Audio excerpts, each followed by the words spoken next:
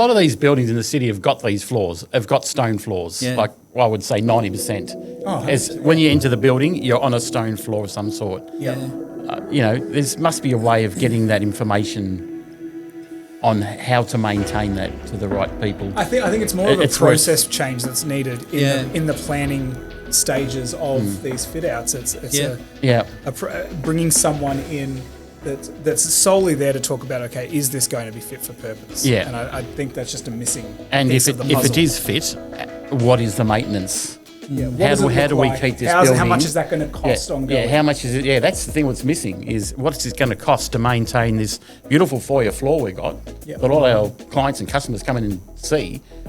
What's it going to cost and what's involved in keeping it look like this? Because they need to know that at the start. Yeah.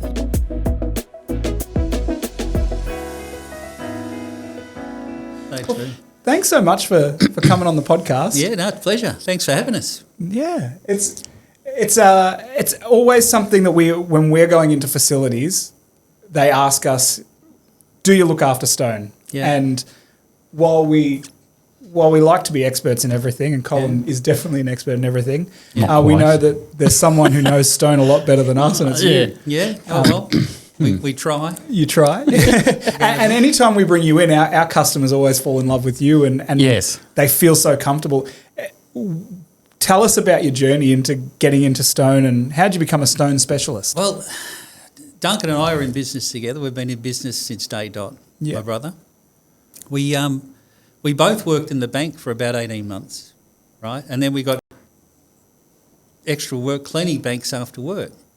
So we started there, and then all of a sudden one of the guys, because we were in two different banks, Duncan worked for the National, I worked for the Commonwealth Bank of Australia.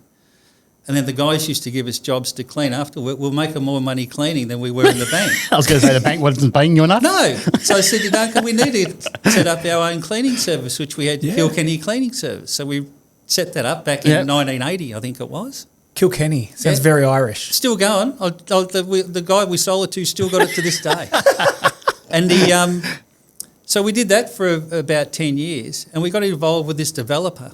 And he used to build $1 million homes back then. I mean, we're going back 35 years ago. So they're multi-million-dollar homes now. But they're all putting marble and stone in there, and nobody knew how to do any maintenance on it. And I said to Duncan, there's a whole industry here that we can get involved in. We've just got to learn how to do it. Yep. So back then we sent faxes. There was no emails or anything like that back then. We sent faxes all around the world trying to get information about how to maintain it. So researching, Anyhow, we found a place in North Carolina, and I know the company's not there anymore. The old guy died and rode on ahead, but I went over there and trained with them for a number of months on their process, and they ended up giving us most of their formulas to make chemicals and that here and all that, and they're quite good chemicals, and we still use them to this day. Yeah, wow. And then we come back, and there was old Luigi, the Italian. They used to push the old grinding machine. We used to work with him on jobs and all that. We get him in doing grinding things. And anyhow, I went back to America, and I did a bit more work with them. I said, Luigi, things have changed, Yeah. You're the old school now. This is the old Italian way. Things are improving. No. He said, no. The old way's the best way. So we ended up getting Bay City Plaza Shopping Centre. We tendered for that. We had to cut out all the grout, restore all the terrazzo that was down in Geelong. Yeah. And Luigi come down to help us, right? And there was a whole group of us down there. And Marco, I'll show you Marco. I said, all right, let's have a bit of a bet one night, and we'll put dinner on it. You do metres your way and I'll do metres my way. We'll see how many metres we get done in the shift. Well, he did about 20 and I did 100. Yeah. Right? And he just stood there and looked at me. He said, I can't believe this. He said, is this the future? I said, this is just a scratch of it, right? We can do a lot better and a lot quicker, right? And that's how we got involved in it, only because of maintenance with these, top-end homes like Toorak and all that. And most of our client base is a lot of private homes. Yeah. We still do maintenance and that in them. And that's how we actually got into the industry. We learned along the way. We got the old Italian blokes to teach us, and then we got to a point when we started teaching them how things were improving, and they were just they were just amazed. Yeah. We did one job. What was it called? It was the guys that I can't think of their name, but they had. I was over in East Melbourne. The secret handshake guys. I can't remember their Secret names. handshake. Oh, the Illuminati. Freemasons. Freemasons. Or was their head office? It was their head office. Illuminati. You know, it was their head office in East Melbourne, and they had this. Yes, I know where that was. Yep, yep. I think it's an apartment building. It is now. It's changed. Yes. And we went there and we got asked to restore the floor in the foyer. And I said, no. Was it checkerboard? No. It was. I think it was a terrazzo sort of looking floor. Yeah.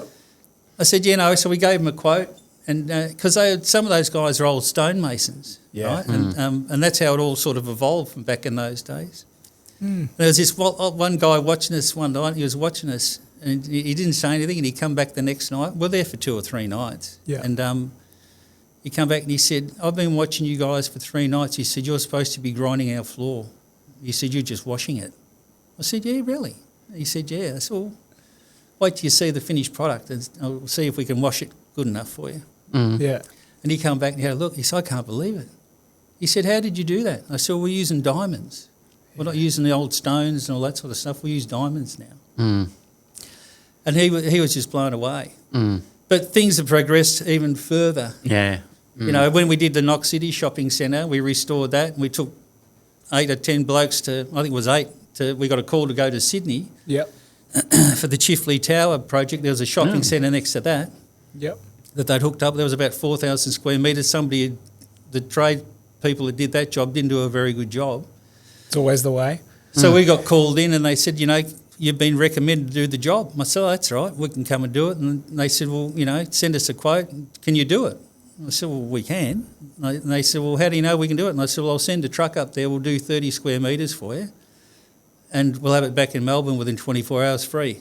So they said, "Well, if you're doing it for free, you obviously know what you're doing." I said, "Yeah, we sort of got a rough idea." So we went up there, 10 days we're there for. We punched out 4,000 square metres. I got home the day before I got married. My wife was going to shoot me. I got back. I said, I'll be back in time, right? We're just going to get the gear back. She said, "If you're not back, don't bother." Yeah. So that was funny, that trip. But we got involved in all that. And then while we're there, we got asked to do the foyer at Chifley Tower. So we did that while we were there on top of the shopping centre. Yeah. And we had a lot of fantastic products because we used to get them from America. And we actually set up, the guy that we'd done the deal with originally, he was a manager of this particular company. And when the company went kaput, he just went out and I rang him up one day. I said, "What are you doing?" He said, "I'm selling beds." I said, "Well, let's set up Stone Restorations of America in Charlotte, North Carolina." I said, "Duncan, I'll put up some money and let's go." Yeah. So we did that for 10 or 15, I think 10 years. And we used to get all the latest stuff here that you'd never get here. They decide, we're trying this one, we'll send it over to you. Yeah. And we had this polishing powder that polishes everything, right? All sorts of stone. We got the Chifley Tower and there's this green marble on one of the stairs there. I said, "The boys, just grind it and polish it with that green powder, it'll be great." And it took the shine off the green marble. I said, "Geez, that's interesting." And that's the only marble that it's ever done it to. Yeah. So we know that we've got to treat green marble differently to everything else. Yeah.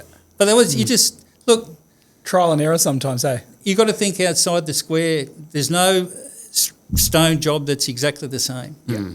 I mean, you can do different things to get different finishes and all that sort of stuff. Yeah.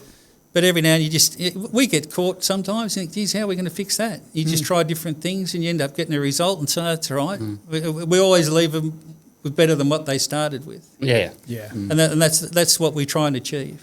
Yeah. So that's basically how we got into it, right? And people ring, like, I don't know, we come to be the problem solver people. I get calls all the time. We've got this issue. I had a call from a guy in South Australia the other day. He's got his own restoration business up there. I spoke to him a few times. He said, "Oh, Mark, I'm grinding this uber tube of granite." He said, "It's scratching." He said, "The client's not happy." I said, "What diamonds are you using?" He said, "I'm using the Clindex diamonds." I said, "No, you've got to use the Diamaster diamonds, right, on the granite. The Clindex ones are good diamonds, but the Diamaster ones are better."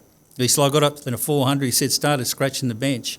He said, "I put them on the concrete in case they had something caught in them." I said, "We've just made your first mistake. You don't put diamonds on concrete because you get some concrete caught in it. You go back to the same problem that you had before." Yes.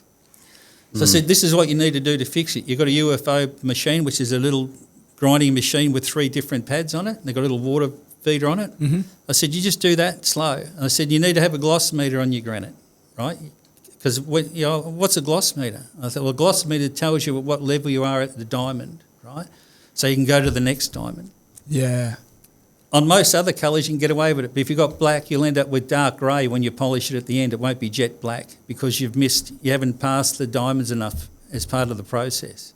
Mm. So I said, go down to CDK Stone. I think they're in Adelaide. Tell them you want some. I said, your 200's fine, your 400's not. Buy a 400. Your 1500's fine and buy a 3000. Yeah. Run that on it.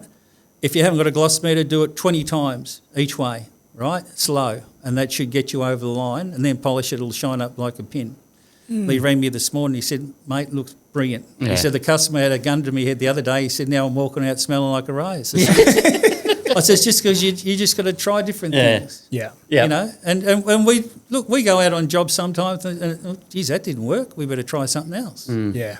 But we always get a result in the end. And the beautiful thing is now is that there's so many more new products out on the market. Mm. Yeah. And look, I'm not up with a whole lot of them. I see something new every day. Oh, geez, that's pretty good. We'll have to have a crack at that. I'll put that in our armoury just in case we have another issue down the track. Mm. But you always see something that's going to help you out along the way. Yeah. Mm. And it's not look, it's not difficult. You just got to think outside the square. And it's great. I guess it's great, and probably why you've been so successful is that technologies change, things change all the time. Yeah. And you've been comfortable with that. Yeah. In embracing change and seeing. Yeah. I think that's the important thing, isn't it? Yeah. Well, you have to. I mean, like Luigi, we used to deal with him. He's ridden on ahead now, God rest his soul, but we learned a lot from him. But the Italian way is the best way. It's the old way. I said, well, yeah, it is. But even the old Italians get young Italian kids, and then they come up and change the whole process, and they put their stamp on it. That's what the Clindex is, an Italian company. That's why I like using their products, because they're good products. Yeah. But some of their diamonds are good, but I use other diamonds for other things. They work better. Yeah. You know, so we've got a whole array of different things that we use for different issues, basically. Yeah.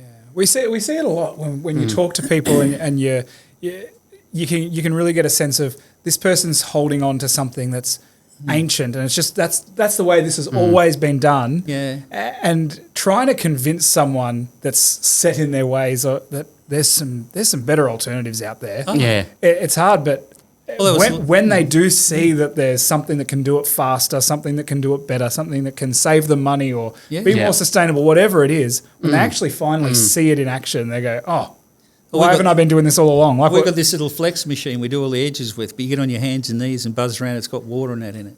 I was talking to Freddie the other day, one of the guys that works for us. I said, I've seen the Clindex, they've got a stand-up flex machine where you stand there and walk along it behind it. I said, maybe we should get one of them, they look all right. I said, I don't do it anymore, but he said, yeah, but he said, I like the flex because he said you're down low and you can see, you can see the scratches. Yeah. We had a job in town that the builders got these other people in to do some restoration on some terrazzo and they haven't done the edges properly. We went in and they said, can you put floor polish on it because you've done it in the past? We've done maintenance. I won't say which building it is, but that's a major one in town. But I went and had a look at it and I said, guy, you've got to go to CDK Stone and buy these diamonds to do your edges properly. Then we'll come in and we'll put the floor polish on and the top coat, all that for you. Didn't do it. So we get there, they said, we're handing over on such and such a date. I said, yeah, no worries. So I said, all the edges aren't done. Oh, well, just coat it, see how we go. So I get a call on Monday, can you come in and price to fix up all the edges? So we'll go in there and do it. It's not a hard fix. It's just, it just wasn't necessary. Yeah. You know, and this is the things that you find along the way. A lot of the stuff that we get to, people have done it and it's not necessary because they didn't ask or they... Yeah. Google's a wonderful thing in some things, but it's shocking in others. I had a guy a while ago, he rang up, he said, I had a scratch on my black granite bench top. He said, I bought all the diamonds and I've tried to fix it myself. He said, I've just wrecked it. I said, well, what did you buy all the diamonds for? He said, I watched it on Google. He said, the bloke made it look real easy. And I said, yeah, he probably did. He's probably been doing it for 30 years. Yeah. When you've been doing it that long, you know what to look for. Yeah. Right? Dr. Google. Dr. Google. No good. And it's like with the cleaning companies. right? We did a job up in 161 Collins Street at one stage. There was twister pads around. They're like a Clindex pad, but there's a whole lot of different ones out there now. I prefer the Clindex ones. And we did the cleaners did a sample on this floor. It was in at one of the accounting firms. And we give them a price, and we were, I don't know, a couple of $1,000s dearer than what the cleaning contractors were. Yeah. And we'd already polished the floor on the ground floor downstairs. The difference between a specialist and a generalised cleaner. Yep. Yeah. And it's understandable that it's more expensive. Yeah. So we get up there and they said, this is what the cleaners have done. I said, okay, yeah, that's not bad. I said, well, we'll do your sample with the same pads, but right next to it. Yeah. Okay. So it was like black and white. Mm. Yeah. And they came up the next day and they said, your sample looks a lot better than the cleaner's one. I said, well, that's the difference. We know what we're doing. They don't. Mm. And it's not being derogatory towards them. They don't understand how there's a process. You've got to go through a process to get to the end result. Mm. That's it. And, we ended up doing the job because it looked so much better. Mm. But it's just a process. Grinding's a process, right? And you've got to know what you're looking for and all that. Yeah. And there's a lot of cleaning contractors out there running around these pads and think they're stone specialists and all that. You strike them all the time. You say, you're doing a good job. But it gets back down to what maintenance systems are in place, how much money's in budgets, all that sort of stuff. That's it. I always say to people that general cleaners are fantastic at generally cleaning facilities. Yeah. Yeah. Spray and wiping, your kitchens, your bathrooms, you're taking out the trash, you're vacuuming, like your general day-to-day maintenance. For sure. General cleaners are generally good. But there's nothing general about floors. No. Well, I can't believe how many cleaning companies are out there that don't know how to take care of floors. No. Mm. Even to strip and seal them. I mean, that's just basic. Yeah. Well, we've done it when we had our cleaning company, but that was just a basic thing that you learn how to do. Yeah. Mm. And vinyl and all that sort of stuff. Mm. We're in this same particular job. They had vinyl all through the back of their, areas where all the people walk around to get to where they're supposed to go. Yep. And the young lady there, she said, we're ripping up all this vinyl. I said, what for? She said, it's all old and it's all going yellow. No, it hadn't gone yellow. What, hadn't gone yellow? I said, I can cut this back and put some floor polish on it. It'll look brand new. Before you rip it up, let me have I'll do a sample for you, because I said this old vinyl's really good quality. Yeah. Right? Mm. I doubt if you're going to get the same quality today as what you got here now, because it was built 30 years ago. Yeah. She said, okay. So we went and did a sample. She said, it looks brand new. So we quoted to do the whole lot. Yeah. And then she said, that looks fantastic. Now we've got to paint all the walls because the rest looks But they were going to, I can't remember, we charged them $8,000 or $10,000 or something. It would have cost them $100,000 or more to rip up everything. And there was it wasn't. We've been back twice to do it again for them. That's fantastic. But it's just the process. Yeah. And it's easy to do. Yeah. So you've been around for a long time. 35 years, I think you were saying to me before? Yeah, 1990 we registered mirror image marble. I can't believe it was that long ago. Wow. Yeah. So you've seen a lot of facilities, a lot of flooring. Yeah. What was probably the most unique or interesting stone job you've been called out to? Well, look, we've had a few interesting ones. One we did was down in Brighton. It was a Palladiana floor. Now, a Palladiana floor is made up out of big marble pieces. Yeah. All the marble come from our factory, and it's made up with Portland cement and little marble chips, terrazzo chips. Mm. And they laid all we didn't lay it, there was another guy laid all the big marble pieces down, and he made up the terrazzo mix, put it all in, and we went and ground it all down. Mm. And there was a lot of work in that. It's still there today. It's in an apartment building down in Weir Street in Brighton. Every time I go in there, it still looks fantastic. Mm. I mean, we haven't been back to do any maintenance on it, but there's not a lot of high traffic there. It's just people that live in apartments. I think there's about 10 apartments there. But that was one of our trickiest ones. And I did one in Toorak about 18 months ago for this Chinese gentleman named Winston. He was a character. And he had this floor where they had that many different colours in it, right, and patterns. Yep. He said, I want you to do my floor. I looked at it, I don't want the job. I said, I've got to be on site here. We've got to mix all these different colours. I'm getting too old, Winston. I don't want it. Money's no object, he said. I hate it when they say that. Yeah.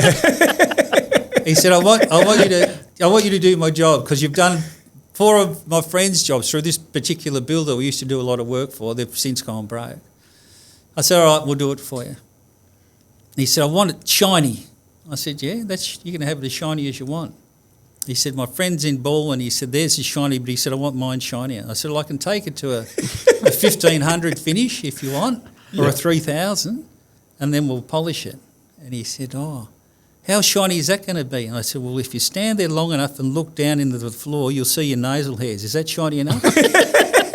That's what I want. That's what I want. They're all just trying to outshine each other. Yeah, well, they do that. So you do a lot of commercial. You also sound like you do a lot of residential stuff as well.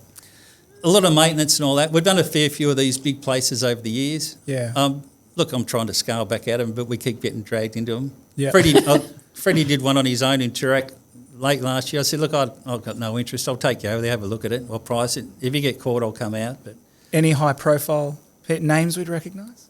Oh, yeah, we've done the odd one. My partner loves that show. What's it called? Real Housewives of Melbourne. Oh, yeah. You know, Gina and all that. Oh, yeah. Look, we've got some high-profile names on our you would, thing, but being I Toorak. don't. You can't. I can't name drop. No. Can't name drop. Tell us later. Yeah. But yeah, look, there's some characters out there though. Yeah. What would you say are some of the? You were talking before about how you've been into facilities and you've just seen floors that have been stuffed up either by someone who's a general cleaner or something like that. They've just come with the wrong approach. They haven't done their right homework. They're not specialised. What are some of the worst mistakes you've seen, particularly in commercial buildings where there's been the wrong approach taken? I think the thing is with the commercial buildings is what gets installed. Sometimes, with the designers, architects, they put marble and granites together to have a feature, and they all look great when they're all brand new. Yep. But you got to treat them completely different. When you grind a granite, you got to grind it up really high to like a 3,000 plus grit, which is super fine. Yep. To polish it. And sometimes on some marbles, when you get that high, it starts scratching the marble. Okay. So it does the opposite. Not on all marbles, but just on makes some. It hard. Because there's a lot of buildings like that, aren't they? They do have a border or a feature that is the granite and then filled in with marble. Yeah, I think we're quoting one at the moment, aren't we? I looked at one probably a year or so ago for you. We didn't get it. I just walked there and looked at it and I just shook my head and I thought, what a disaster. Yeah. And architects do that. They're great at what they design. It looks fantastic when you walk in, but it's often not fit for purpose, is it? It's a maintenance problem. It's whoever inherits the site afterwards and which is our facility managers. Yeah, the facility managers. The facility managers are left and the biggest problem with all that is that if you've got a floor that's going to cause problems, right, their budgets aren't big enough to maintain them. Yeah. I mean, nobody wants to spend money on cleaning. It's just a wasted. You need to do it. It's something that needs to be done. Yeah. But they don't see a return on it. No, that's you know what I mean? So the thing is, if you've got a marble floor or a granite floor and all that, and you don't do maintenance on it, it starts to wear over a period of time. Yeah. It'll dull. And it dulls down. Now, if you can get them before they get too dull, you can just polish them and put the shine back up on them. Because once they start to get dull, they start to get fine scratches in it. That's where the wear and tear comes in. And you're right. Like, they don't want to spend the money on maintaining it. Keeping the it up problem that is level. When they don't spend the money on maintaining it, it's more costly at the end. If we just maintain it and we're proactive from the beginning, we'll save ourselves a headache of cost 7 years down the track because we'll double its lifespan, or we'll, like what you're saying, we can do some lesser investment opportunities here that'll prolong that bigger spend. Are there certain chemicals or cleaning products that get used that you just shake your head at? And like, are there things that you would recommend if facility managers are listening and they're going to go and talk to their general cleaners? Yeah. There's certain things you'd say, stay away from this and look at this. Or you stay away from the high acidic products and the high alkaline ones. You should only use a neutral pH 7 on any stone. Yep. Doesn't matter what it is. And it's safe. You're not going to get into any trouble. If you get other areas that get damaged and all that sort of stuff, then you call in somebody like us and we can say, yeah, look, we can polish it up. Yep. I mean, as I say, we're going to have a look at that other job later on next week. Yep. I mean, that's Terrazzo, unless they've done something pretty bad there, it won't be too dramatic to sort that out. Yep. Yeah. You know what I mean? The size isn't the issue, right? They can be as big as they want. That's not a problem because we know how to go and fix all that sort of stuff and that now. The beautiful thing is that technology's improved with diamonds and all that. But the thing is, as long as when they install them, as long as they use the right grout. The biggest issue is back then they never used the right grout. So as soon as they had like a ceramic tile grout, which is abrasive. Yep. Okay. So as soon as you start to grind a floor and it's got abrasive grout in it, once you get to the finer diamonds, the grout comes out and starts scratching the floor again. So you've got to have either a resin in there or a very super fine grout. Yeah. So you can grind it. So whenever we walk around, the first thing I look when they talk, I want to grind the floor, the first thing I look at it is the grout. You can normally run your finger on it. If you can't tell it, you run your finger on it and see how rough it is. To say to Colin, we can't do a full grind on this because we're going to have to cut the grout out. We can run the Clendex pads over it because they're flexible. They go over. But to run a full diamond grind, you've got to cut the grout out and re-grout it with a proper grout and then start first. again. Scratch it. Because you've got to look. With total restorations, grinding floors, the best way to do it is you grout them all with a resin and you grind them all flat. As soon as they're all flat, all your grout joints are flat with the tile, the rest is easy. You just go through the process and you just bring them up. You can stop at whatever level you want. Honing, you don't need to hone floors all the time. You can strip them and seal them, right? Honing's only... what is the difference between that? Well, honing's a process that you would use if there was like wear patterns in the floor, like there's worn out, so it's shiny this side and it's dull in the middle. Yep. You can improve the shine in the middle, but you can't improve it to the shine that you've got on the sides, right? The only way to do that is to hone it. And honing's a process that you go through to get to a polishing stage. Okay. Right, all different grits. So you can stop, a 400 grit would be a hone finish, so it's got a bit of a shine on it, but not a high shine. If you're going to go to the next levels, you go to an 800 or a 1500, then you polish. That's where you get that really high crisp shine in natural stones and that. Yeah, okay. So honing, people talk about honing, that's just that's a process, part of a grinding process to get where you want to go and where you want to stop. Yep. Now, some of the terrazzo floors, if we were going to apply floor polish, we wouldn't go any higher than a 400 grit. Okay. Right, because when you stand back on an angle, you'll see a beautiful shine on it, but it's raw enough for the base coat to bond to it and the top coat to bond to the base coat. Okay. Once you start to get up to the 800, 1,000, that's getting too fine for everything to stick to it. That's why polishers don't stick to granite, right? Right. If they don't warn, because the granite is super shiny. Yeah. It's probably been ground to a 3,000 and then polished. So it makes a big difference. Yeah. So a lot of problems we're seeing, what I see in the city with clients is that they've got the polish floors and there's dull spots. Yep. What's causing the dull spots in the polish? Well, it could be a chemical that they've used or something's been dragged on it. Or something spilt or... Yeah, or their machine stopped in the one spot while they were chatting to somebody. Phone rang. Phone machine here. You know what I mean? It could be anything. Yeah. Could it also be traffic patterns? You can get traffic patterns, but the trick is with floor polish, that's what it's there for, because they have high-speed burnishing machines. They range from 1,200 to 1,500 to 2,000 RPM. Yeah. What the polishing machine does is melt the polish. Yeah. So it moves it around. So as it buffs it up to cover out the wear patterns. That's how that system works. Okay. Yeah. And that's why they're good for like shopping centres, because if they're in food courts and all that, they actually help protect the floor from food spills and all that sort of stuff. If you just have raw stone with an impregnating sealer on it, which soaks into the stone, it'll protect it from water and oil, but not from anything acidic.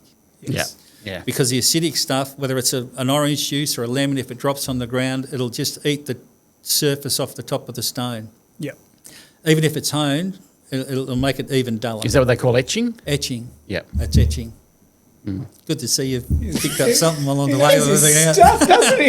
How long have we been working together? About 20 years I've picked up that word. No, Cole's all over His vocabulary.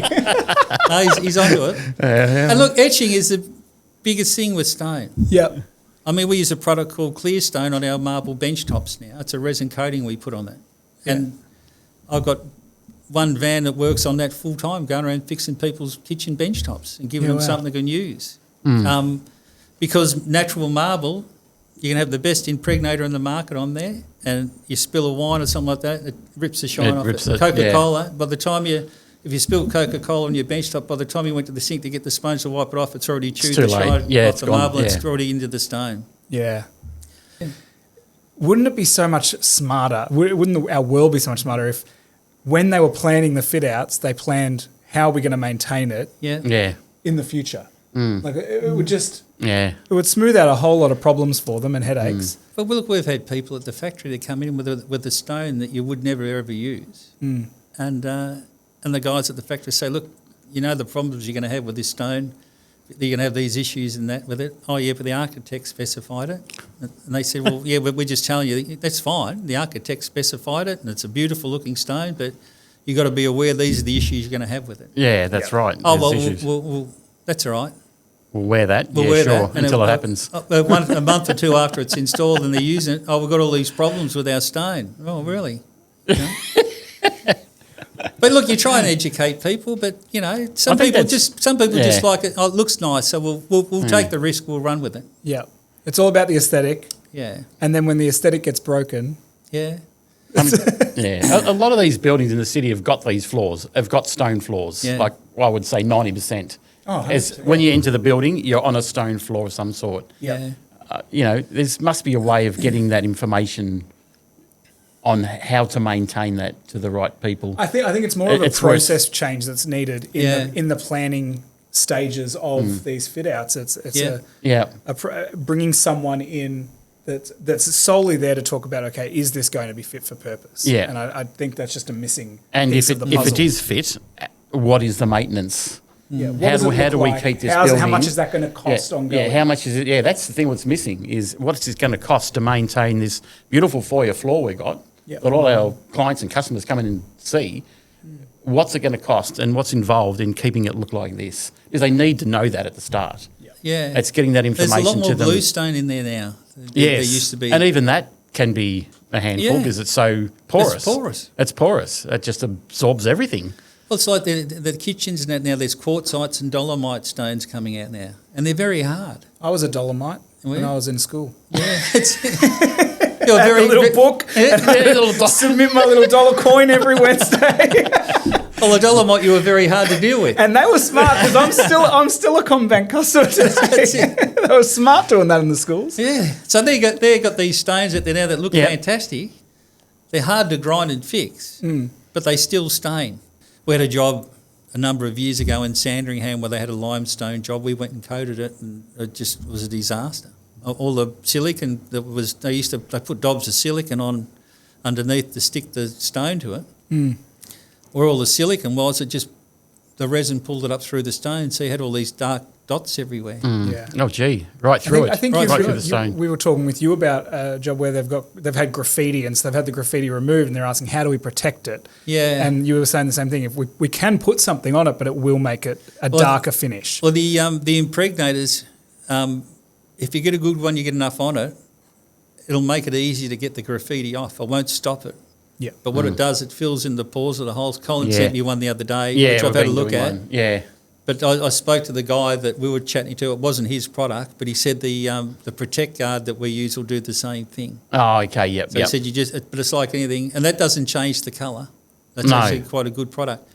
Yes. But he said it won't stop the graffiti, but he said what it does is it won't soak into the stone, and you should be able to clean it off. You should be able to clean it off, yeah. Graffiti stuff's...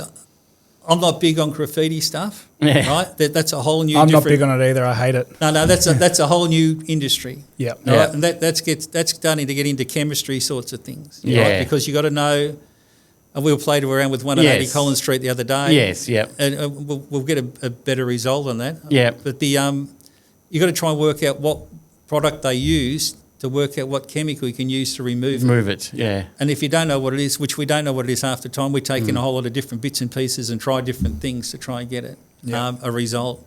But the graffiti people have a lot of different chemicals and they know how to do stuff. But I think the thing is that from Premrest's point of view, if you've got graffiti, we want to log in with somebody that's good at graffiti removal. Yeah. That's it. If they damage the stone, we can fix the stone. Yep. Yes. You know what I mean? So, because part of the process, 80 Collins Street's limestone, right? It's very soft. Yep.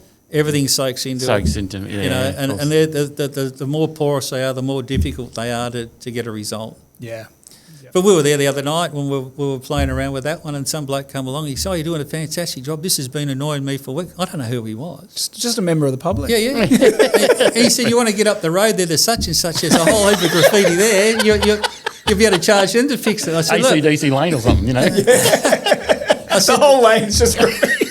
I said, this is enough. One thing coming out of COVID, we saw a lot of those social distancing stickers placed on the floor. Yep. And a lot of the commercial facilities, as Colin is saying, in their lobbies, it's stone. Yep. A lot of porous stone. Yep. And so they've left them on for years. We've pulled off these stickers, and there's these marks. Perfectly round marks. Perfectly circle marks. I was just at a hotel in Sydney because it's Mardi Gras weekend. Yes. And they've put all these rainbow stickers all over their beautiful brand new hotel, stone floors. No respect. And I'm friends with the manager, and I looked at him and I said, call me when you pull these up. You're going to have some trouble, but we've got... Why did you do it? Look, a lot of the time you can treat that with solvents. Yep. You know what I mean? Because it's mainly the glue that's still sticking to the stone. Acetone's a brilliant product. Yeah. You've found a trick that works. Well, that's through Mark, yes. Yeah. That's You got the oil X. deeper. The oil X is another one. Yeah. So and if worse comes to, we fixed up a few, and we did the same thing at the Victorian County Court. They had the same issue where they had these stickers everywhere when we went and fixed up on their terrazzo and on their vinyl. Anyhow, but that wasn't a difficult thing to do. But on some stage, sometimes if the chemical doesn't work, you've got to give it a light hone and then polish it back up. Because sometimes it eats into the stone. That's why the chemical won't remove it. Harry rang me the other day. He said, we were at some school somewhere ages ago. I was looking at the terrazzo out there. They had an epoxy coating on there. They said they wanted to take it off. I said, leave it there. As in the food court area, I said, you can't get a better finish for this particular use. Because the manager was there, the maintenance manager there. I said, leave it. Don't take it off. So these blokes are quoted us, I don't know, 30 grand to do it. And I said, spend your 30 grand somewhere else. You don't need to do it. They had the stickers on it. I said to Harry, get a bit of acetone on there, mate. They'll take it off. You peel it off and you're done and dusted. It'll be fine. One of the things I'm often getting asked by facility managers that I'm speaking with is, what do we tell our general cleaners to do when they're mopping our stone floors? Is there a special way they should be mopping? Is there certain things that they should be doing that's easy for them to implement in between the deeper, more professional maintenance cleans that we'll get? Look, from what I've seen in some of the buildings and the cleaners, what they've got to deal with, their mops aren't that clean. No. And a lot of times they soak them in bleach to get them clean so they don't have to buy new ones. And if they're soaking them in bleach and all that and they start using it again, the bleach is still in there, even if you've got a neutral cleaner in that can start to cause problems on the floors. Yeah. But this gets back down to maintenance, right? How much is in the budget? We'll get another 2 weeks out of that mop so we don't spend $10 to buy a new one. Yeah. And I know it doesn't sound much, but if you're doing it all the time, it all adds up. Yeah. And these are the issues you have. Normally, you just have on a bigger area, you have a floor scrubber. If the job's big enough to warrant a floor scrubber, a little walk behind one or something like that. Yeah. White or red pad with a neutral pH cleaner, that's all you need. Yeah. Just to sweep the floors, get any grit off the floors, and just wash them. Yeah. And then the rest comes down to whether it's got floor polish on it. If it's got floor polish on it, you buff it overnight. Like all the shopping centres, people say, I want my floor to look as good as the shopping centre. I said, well... Buff every night. Yeah. Well, we can't do to your floor in your house what they do to shopping centres because you're going to have floor polish on there. You've got to be able to buff it up because it'll scuff. But I said, you don't see what goes on in the shopping centre overnight. There's a whole crew of people that go in there. They've got scrubbers and they're washing floors. Some of them are stripping different areas and blowing polish. And then there's guys that run around buffing up floors and all that. That's why it looks good the next day. Yeah. And you don't see any of that. It's like people in hotels. Did you see that article in 101? 101 Collins just recently. I think it was on Instagram or one of those. Yeah. Can't remember now. But it was about when the lights go off at 101 and Santa's little helpers come out. Yeah, and the guy that comes out, he's been there for like 30 years and he buffs, and that's all he does is he buffs that marble floor every night. I did see that. Yeah, there was something about They do a little spotlight on different people. Yes, in the building. yes, and they were spotlighting him, and that's true. Exactly what you said. Every night, this same guy comes out and he just buffs that marble floor all night. He does probably a section each night, but works around and gets it probably done a couple of times a week. Yeah. But the floor looks magnificent. And there's a lot of porcelains and that out now. Yeah, we notice a lot more porcelains going into buildings, especially in where they used to use a lot of stone up in like the executive floors. Yep. They're starting to put porcelain tiles in, and the tiles because they can look like anything, can't they? Yeah, they porcelain. can. They the can tiles mimic are good. anything. I don't like it on bench tops. Kitchen bench tops and all that. And if you're selling the stuff and all that, you'll say, no, well, you're an idiot, blah, blah. The only reason why I don't like it is that if you chip it, you can't repair it properly. Yeah. Like if you got, and don't get me wrong, it's a great surface. It's a great surface. And it'd be a good surface if you had a drop-in sink that protected all the edges. Mm-hmm. But for the under-mounted sinks where they've got polished edges and all that, they get chipped and you can't repair them. Very easily, yeah. And I've got Peter. Peter's a guru. When he goes and colour matches everything, and even he says porcelain. He said, I hate it. Because he said we mix up the glue, you get the colour right, and he said it falls out after a while. It just lets go. It won't hold it because it's a man-made product. Yeah. And I think there are some porcelain repair kits and that out there at the moment. I don't know how good they are. You know, we might push Pete down that track. That's what he does. But they'll probably solve it at some point in time. But everybody will say, we can solve it. But when they do the repair, you look at it and say, well, that's not really up to speed. That's not solving it. But with the recon stones, I mean, you can colour match. You wouldn't even know that there's been repairs done. Yeah. I've seen some repairs that we've been a part of. And Yeah, Pete's our man. Looks the same as before it was stuffed. Yeah. There's no... Yeah. Every floor you go to will give you, or every other bit of stone you go to will present some form of problem. Yeah. Most of it's pretty basic. You can get to a certain point, then you get, okay, we do this and it's causing this problem. So, okay, well, we've got to change tact and think of another way to go around and do things. So, I mean, that's why I've been doing it for so long. I mean, I don't get the excitement out of it as I used to when we were going and grind and polish up a floor to a mirror and say, geez, that looks fantastic, because I've done that many of them. But the thing is that you get satisfaction out of going out to trying to resolve problems for people and just tell them, look, don't waste any money on it. You can't fix it.